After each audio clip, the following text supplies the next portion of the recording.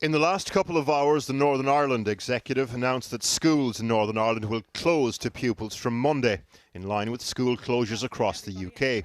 But first, an acknowledgement from both Sinn Féin and the DUP that the response to the virus would be apolitical. Michelle and I come from very different political backgrounds, but circumstances are very similar. We are mothers, daughters and sisters trying to do the right thing as politicians. Today, we have agreed that all schools will close to pupils from Monday the 23rd of March. Acting together, standing together, government with community, I know that we can come through this. Across the border in the Republic of Ireland, schools have been closed for almost a week. Croke Park, Dublin, Ireland's biggest stadium, but much more. A nation's cathedral of sporting culture. Now transformed into a by-appointment, drive-through coronavirus testing facility. The ultimate embodiment of the severity of the crisis and the resolve of the response. As of this morning, the total number of coronavirus cases in the Republic of Ireland was 292. There have been 2 deaths. Yesterday was St. Patrick's Day. The Taoiseach addressed the nation. Suddenly, Brexit, the Irish general election, felt like issues from a bygone age. This is the calm before the storm, before the surge. And when it comes, and it will come, never will so many ask so much of so few. Yesterday, the Irish Cabinet signed off a number of emergency measures involving the policing of the country's lockdown. In Northern Ireland, 68 people have tested positive, a rise of 10 since Monday.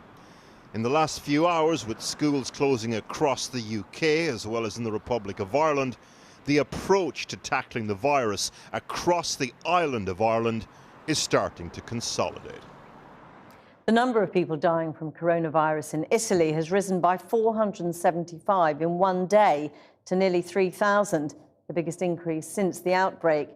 There are now more than 35,000 cases there. The head of the World Health Organization says many countries are overwhelmed. But there is positive news from China, where only one new case was recorded in Wuhan, where the virus began. People in Spain might be in forced isolation, but that hasn't stopped them protesting. Today, banging pots and pans from their balconies, demanding their king donates the millions of euros he's reportedly received from Saudi Arabia to the Spanish healthcare system. 588 people have died in Spain, including 17 elderly residents at one care home. But that number is dwarfed by the number of deaths in Italy, the centre of the outbreak, where more than 3,000 have died. Across Europe, more than 250 million people have been told not to leave their homes. Belgium and Germany joining France, Spain and Italy in closing schools and all non-essential shops. Elsewhere in the world, Somalia has closed all schools after recording their first case this week, as has Iraq, with soldiers patrolling the streets of Baghdad, urging people to stay home. It has reported 154 confirmed cases with 11 deaths.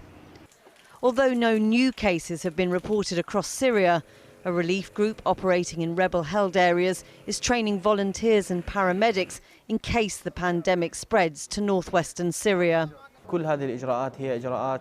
of these are emergency measures in preparation for any case or the declaration of a state of emergency in areas of northwest Syria, Idlib and Aleppo.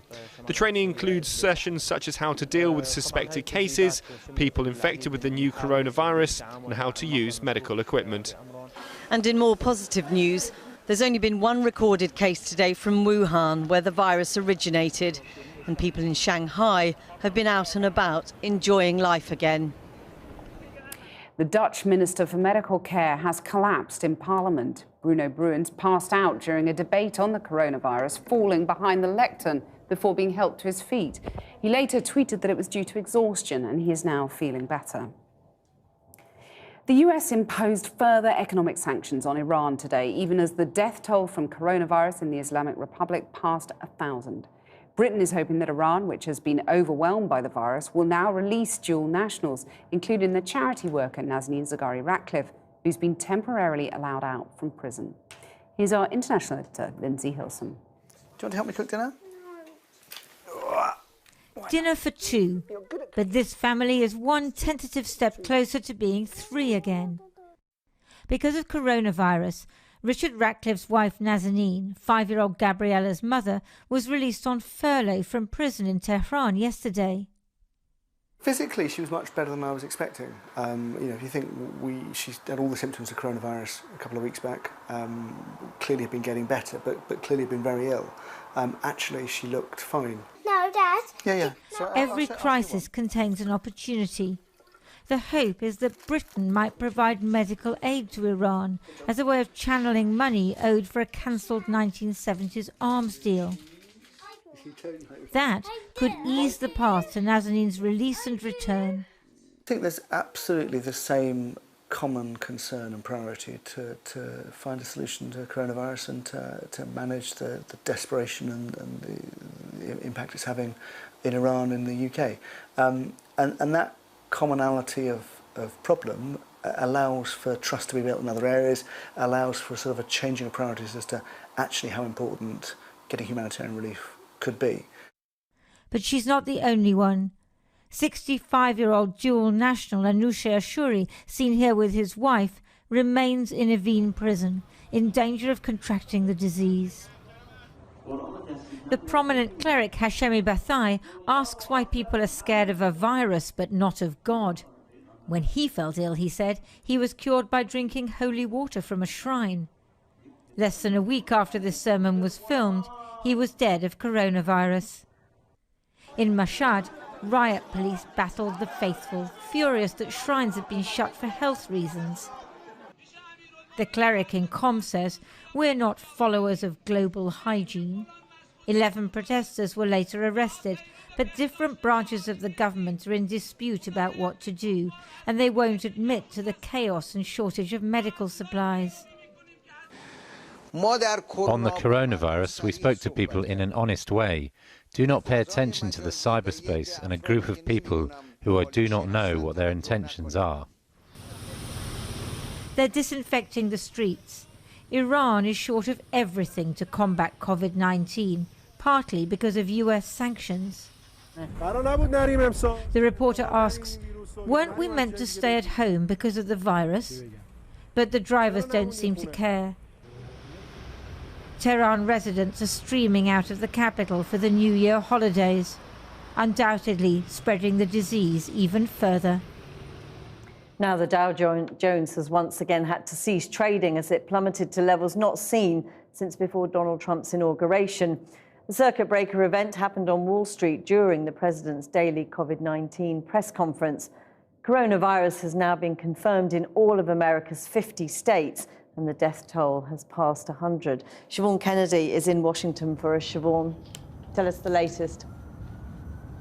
Well, Jackie, in normal times, we'd be talking about the US primary elections last night and the fact it now looks almost certain that Senator Bernie Sanders is out of the running to become the Democratic nominee to go up against President Trump in November. But these, of course, are not normal times. Trading on Wall Street was halted automatically for the fourth time today in 2 weeks.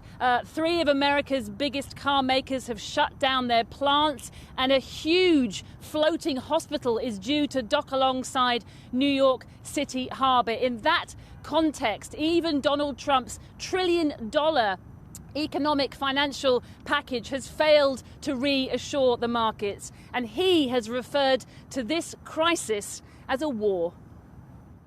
I would like to begin by announcing some important developments in our war against the Chinese virus. Amid the biggest crisis of his presidency and with thousands dying the world over, Donald Trump still cannot resist pointing the finger of blame. Why do you keep calling this the Chinese virus? And when called out, he doubled down. Why do you keep using this? Because it comes from China. Racist. It's not racist at all, no, not at all. It comes from China. That's why. Comes from China. I want to be accurate. That's settled as the number of cases in the US jumped to more than 6,000. Residents with symptoms in Miami used a new drive-through clinic to get tested for the virus. A temperature check, a nasal swab and an anxious wait. Cases have overnight been confirmed in all 50 US states.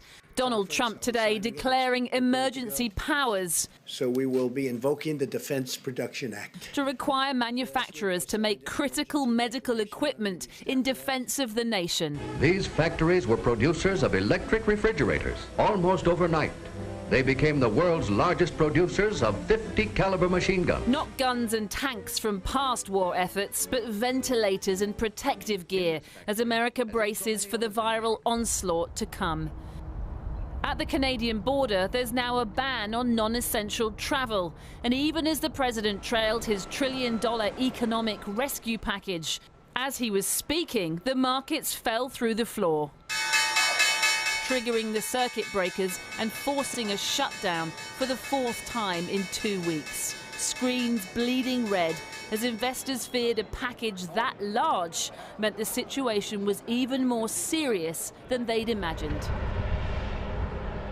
If that medicine didn't work, the president declared a hospital ship would dock in New York to help treat the rising number of critically ill patients. It will be in New York City Harbor. This will be, it's an extraordinary step, obviously, but it will, it's literally a floating hospital, which will add capacity, and the president said that he would dispatch that immediately. From floating hospitals to the roulette wheels of Las Vegas, spinning no more as a month-long gambling freeze went into effect. Bars, movie theatres and restaurants also forced to shutter as the president's Treasury Secretary warned COVID-19 could bring levels of unemployment not seen since the Great Depression of the 1930s. No, well, I don't agree with that. Yeah, no, I don't agree. That's an absolute, total worst-case scenario. But no, we don't look at that at all. Thank you. And my second question. We're nowhere near it. But jobs are being lost, and fast. Though these scientists in California said they were working 24 hours a day to produce a new vaccine, saying never before have billions of people around the world simultaneously needed access to urgent treatment as they do now.